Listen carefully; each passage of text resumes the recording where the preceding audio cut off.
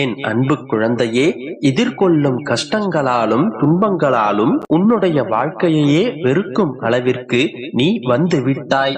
உன்னுடைய வாழ்க்கையை நீ அனுபவித்து வாழ வேண்டும் என்பதே என்னுடைய கட்டளை. அதற்கு தடையாக உள்ள கஷ்டங்களையும் துன்பங்களையும் வேறு விதமான சூழலையும் நீக்கி எல்லாவற்றிலும் சம்பூரணமாக வாழ வேண்டும் என்பதே என்னுடைய விருப்பம். என்னுடைய விருப்பம் உன்னுடைய வாழ்க்கையில் நடைமுறைக்கு வர வேண்டும் என்றால் நான் உன்னுடைய மனதில் இருக்க வேண்டும். நான் உன்னுடைய மனதில் இருப்பதை எப்படி அறிந்து கொள்வது என கேட்கின்றாய். எந்த மனதில் அமைதியும் சாந்தமும் நிலவுகின்றதோ, எந்த மனம் எப்போதும் அன்பினால் நெகிழ்கின்றதோ, எந்த மனம் எப்போதும் பொறுமை காக்கின்றதோ, எந்த மனம் அனைத்தையும் சகிக்கின்றதோ, அந்த மனதில் தான் நான் என்றும் குடியிருப்பேன். சில நேரங்களில் கஷ்டங்கள் கலங்கச் செய்யும், வேதனை திகைக்க வைக்கும், பிரச்சனைகள் மூழ்கடிப்பது போல தெரியும். ஆனால் திகைக்க கூடாது. எதையும் முன் ஜென்ம வினை என எடுத்துக்கொண்டு இனி வரும் நாட்களில் நாம் நன்றாக இருப்பதற்காக இந்த நிலையை இறைவன் தருகின்றார் என ஏற்றுக்கொள்ள வேண்டும். மனநிலை மற்றும் மாறுதல்களுக்கு மௌன சாட்சியாக இருப்பவன் இறைவன். என்னுடைய அப்பா எனக்கு எதையும் செய்யவில்லை என்று கதறிய நாட்களும் உண்டு. அழுத நாட்கள் முடிந்து போகும். ஆனந்தமான காலம் உனக்காக காத்திருக்கின்றது. மரத்தில் இலைகள் எல்லாம் உதிர ஆரம்பித்து விட்டால் மரம் பட்டுவிட்டது என்று நாம் பதறுவதில்லை. இது இலையுதிர் காலம், இனி வசந்த காலம் வரும் என்பதை நினைத்து காத்திருப்போம். அப்படியே தான் இந்த துன்ப நாட்கள் முடிவிற்கு வந்து உனக்கு இன்பத்தை சேர்க்கப் போகின்றது. அன்றைக்கு நீ தகுதியாக இருப்பதற்காக இந்த கஷ்டம் என்ற பயிற்சி அளிக்கப்படுகின்றது. உன்னுடைய அப்பா நான் எப்படி முழுமையானவனோ அப்படியே நீயும் முழுமையான தன்மை உடையவள். நானே முழுமையை நோக்கி உன்னை அழைத்துச் செல்வேன். உன்னுடைய பிரச்சனைகளுக்கெல்லாம் விரைவில் தீர்வு கிடைக்கும். என்னிடம் ஜாதி, நிறம், பணக்காரன், ஏழை, ஆண், பெண் என்கின்ற எந்த பேதமும் இருந்ததில்லை. சுத்தமான பக்தி, தூய்மையான மனம், நான் இந்த உடல் அல்ல, புனிதமான ஆன்மா என்ற ஒரு உணர்வு ஆகியவையே எனக்கு முக்கியம். இந்த உணர்வுகளோடும் தூய்மையான மனதோடும் நற்குணங்களோடும் என்னிடம் வருபவர்களுக்கு எத்தகைய சிக்கல்களுக்கும் தீர்வு நிச்சயம் கிடைக்கும். பூரண நம்பிக்கையுடனும் பக்தியுடனும் என்னை சரணடைந்த ஒருவரது வாழ்க்கையில் ஒவ்வொரு திருப்பத்திலும் சூழலிலும் அகப்பட்டு தவிக்காமல் பத்திரமாக செல்ல நான் துணை புரிவேன். ஒரு சிறு விஷயத்திலும் தேவைகளை கவனித்துக் கொள்வேன். கடவுள் என்றோ, சற்புருஷன் என்றோ, மகான் என்றோ, அப்பா என்றோ, அம்மா என்றோ எப்படி வேண்டுமானாலும் என்னை நீ சொல்லிக்கொள். உன்னுள் ஆன்மாவாக விளங்குபவன் நான்.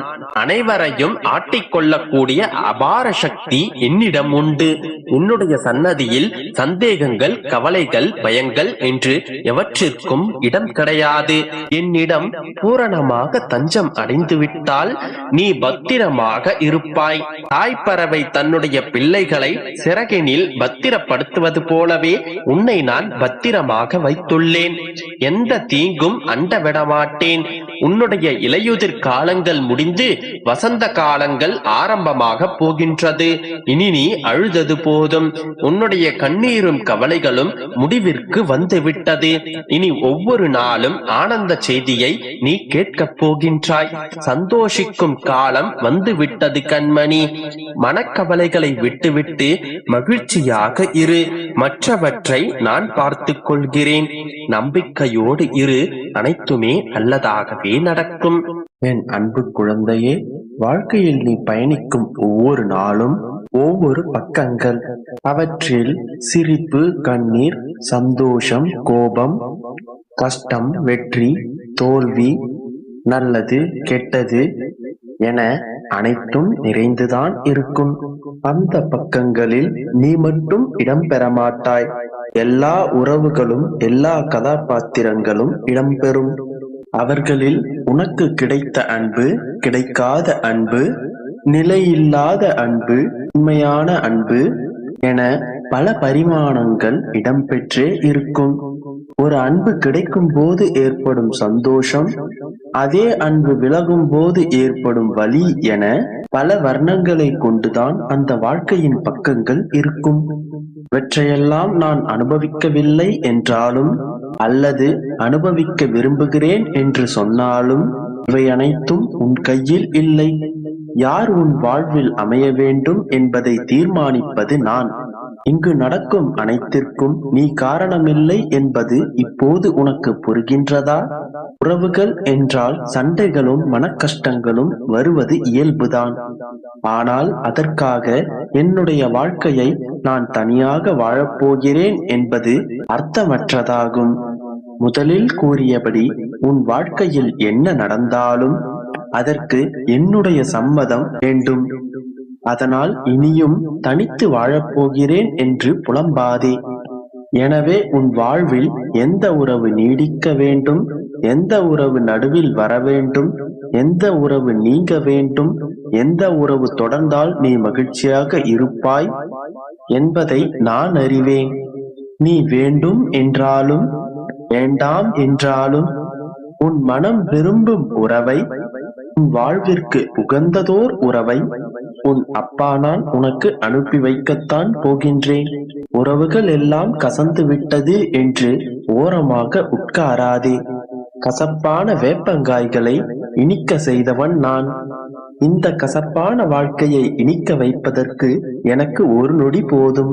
உன் மனதை புண்படுத்தி சென்றவர்களையும், உன்னை வேண்டாம் என்று சொன்னவர்களையும் உன்னை பற்றி புரிய வைத்து உன்னை தேடி வரச் செய்ய என்ன செய்ய வேண்டுமோ அதை நான் நிச்சயம் செய்வேன். இவை அனைத்தையும் நிகழ்த்துவதற்கு எனக்கு ஒரு நொடி போதும். அதனால் இதனை நினைத்து வருந்தாதே. கைகளை சேர்த்து வைத்து அடித்தால்தான் கைத்தட்டலில் ஓசை கேட்கும். அதனால் தனித்து செயல்படு, தனித்து வாழ யோசிக்காதே.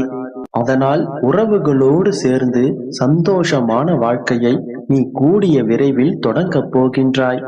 உன் மனம் விரும்பும் உறவு உன்னை தேடி உன் இல்லமே வரும்.